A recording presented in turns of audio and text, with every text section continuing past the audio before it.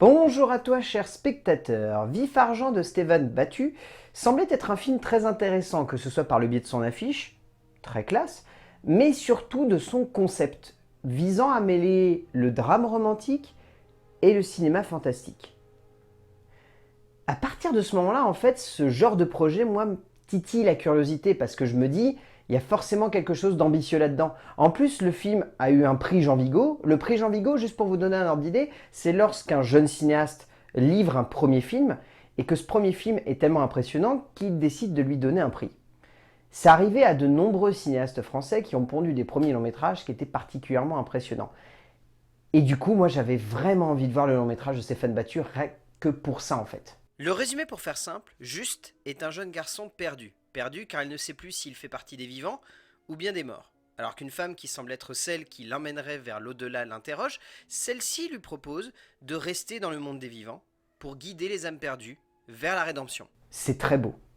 C'est vraiment une belle œuvre que le réalisateur français nous offre ici parce que bien au-delà de son concept, bien au-delà de sa forme, bien au-delà de son mélange des genres, c'est avant tout un film qui parvient à parler de l'être humain avec une telle sincérité, une telle justesse, un tel brio qui par moments fout vraiment des frissons, que j'étais vraiment en train de me dire que j'étais en train de voir un jeune cinéaste qui avait envie d'aller au-delà des limitations de son budget ou de son statut de production parce que faut se dire que c'est un tout petit film, Vif Argent. C'est vraiment un tout petit film. Et pourtant, le long métrage regorge d'envie, de passion pour le cinéma, d'un besoin constant de aller au-delà de l'argent pour mettre en avant l'artistique. C'est quelque chose qu'aujourd'hui on a du mal à se mettre en tête parce qu'on a tellement la sensation que le cinéma est devenu une industrie que par moments c'est compliqué de mettre en avant l'artistique avant l'argent. Il y en a qui arrivent à le faire de manière brillante et de manière imposante, mais c'est vrai que dans la tête de beaucoup de spectateurs aujourd'hui, et je peux le comprendre, on a tendance à se dire que l'argent surplombe l'artistique.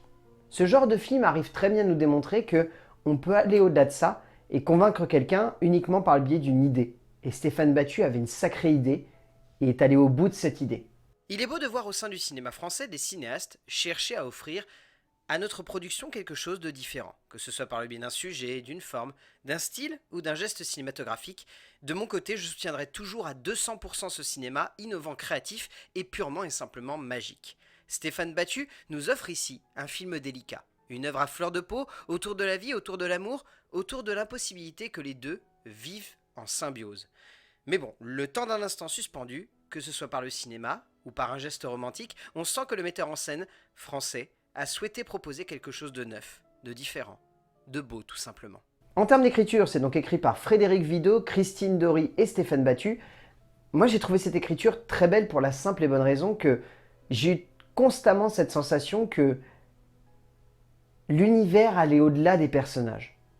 Par moments, c'est ce qui peut arriver lorsqu'on a un bon concept de base, mais qu'on ne sait pas forcément comment bien l'exploiter. On se dit que les personnages arriveront à faire tenir l'univers.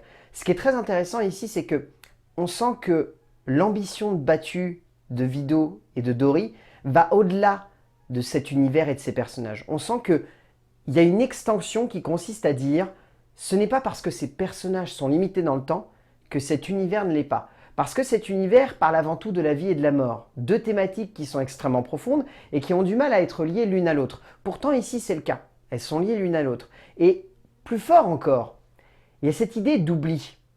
Dans le sens où on ne parle pas uniquement de vie et de mort, on parle de cette idée que lorsque l'on va mourir, on va laisser quelque chose. Et ce quelque chose va faire que on va rester présent dans la tête de beaucoup de personnes. Et c'est l'obsession qu'a juste tout du long du film. Cette idée de, dès le début, dire « j'ai peur de disparaître. J'ai peur de retomber dans l'oubli et j'ai peur d'être invisible. » Et dès le plan suivant, il y a un très très beau jeu d'images que je vous laisserai découvrir, mais qui démontre bien cette ambition de la part de Battu, de Vidot et de Dory de vouloir mettre en avant cette idée d'invisibilité. Et cette idée qu'aujourd'hui, parfois, la société a tellement tendance à nous faire perdre pied avec la réalité que on en oublie certaines personnes, on en oublie certaines choses, et on oublie de se poser les bonnes questions. Ce film vient simplement nous rappeler à l'ordre que, par instant, il est important de se souvenir, et non simplement de vouloir célébrer la vie ou la mort comme quelque chose d'évident dans la vie. C'est évident, mais il y a autre chose derrière. Battu, Dory et Vidot nous offrent ici Une écriture des plus suaves, qui ne cherche pas forcément à surdévelopper des éléments d'écriture, de dramaturgie, de construction dramatique et narrative, mais honnêtement, on sent que derrière ces petites facilités, il y a surtout une envie de la part des trois auteurs de proposer quelque chose de simple. La simplicité pour servir une émotion à fleur de peau. Et là-dessus, on sent que ces trois auteurs n'ont pas cherché à aller dans une direction convenue et balisée.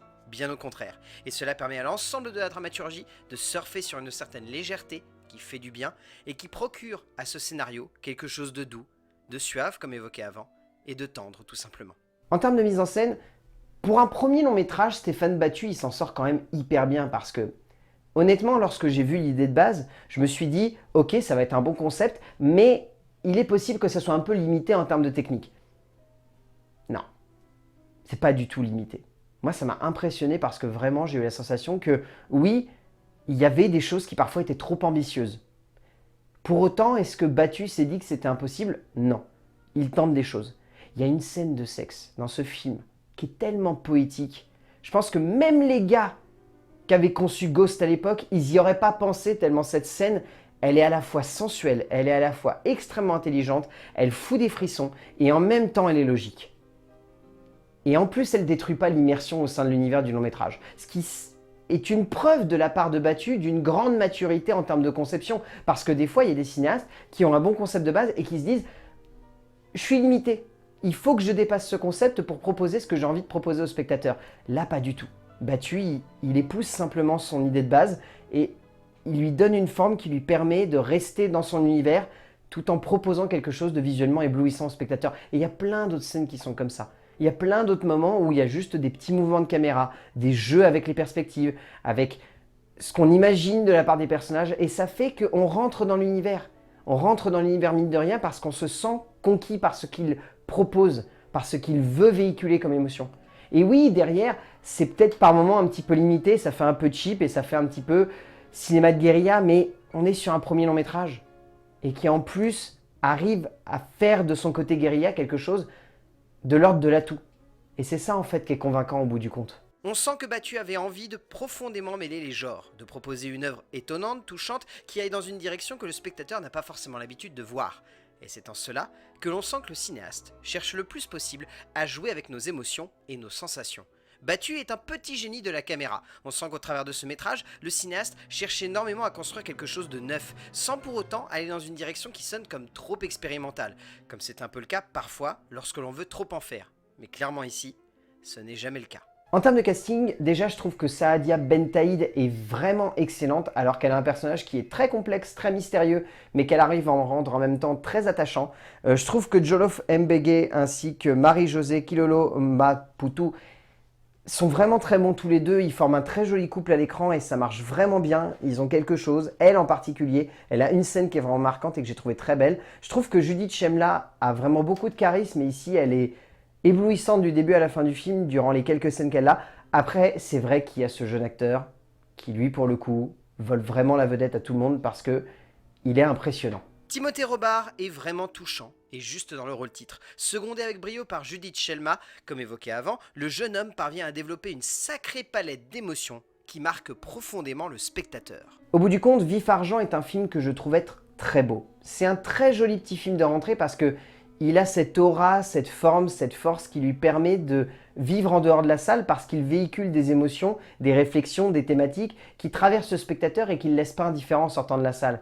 Qui fait qu'ils vont se poser des questions, ces spectateurs. Ils vont remettre en cause peut-être des choses, ils vont peut-être avoir des doutes, des questionnements, mais au moins ça va leur permettre de faire vivre ce film en dehors de la salle.